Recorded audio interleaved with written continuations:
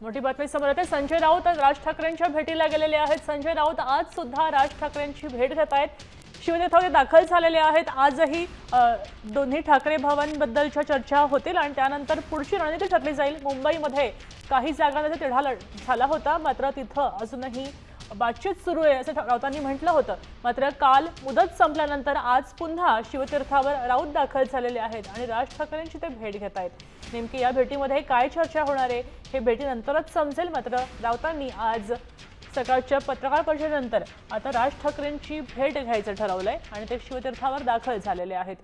दोघे ठाकरे बंधू यावेळी निवडणुकीच्या रिंगणामध्ये एकत्र उतरलेले आहेत आणि दमदार त्यांनी एंट्री केली आहे। दोघंही ॲक्शन मोडवर आलेले आहेत आणि मजबूत प्रयत्न करतायत। आपल्यासोबत वैदेही काणेकर जोडल्या गेलेत। वैदेही, आजच्या भेटीमागे नेमकं काय कारण असू शकतं?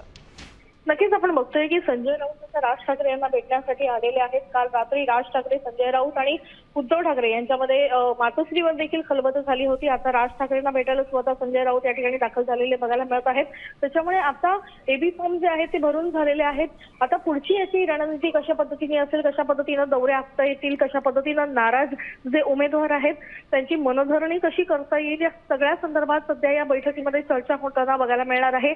जो प्रकार काल महायुतीमध्ये देखील बघायला मिळाला होता, तोच प्रकार संपूर्ण राज्यामध्ये इतर महानगरपालिकांमध्ये देखील बघायला मिळत आहेत आणि निश्चितच याचा फटका प्रत्येक राजकीय पक्षाला बसणार आहे। पण खास करून मुंबईकडे शिवसेना, ठाकरे गट आणि मनसेचं लक्ष असणार आहे। त्याच्यामुळे जे नाराज उमेदवार आहेत त्यांची मनधरणी करणं आणि जे आपले नाराज उमेदवार आहेत ते महायुतीच्या गळ्याला न लागण्यासाठी काय कृती करतील हे मात्र आता पाहणं महत्त्वाचं ठरेल। कारण प्रत्येकाला या ठिकाणी भेटून त्यांच्या मनामध्ये जे संभ्रम आहेत ते दूर करणं देखील गरजेचं आहे।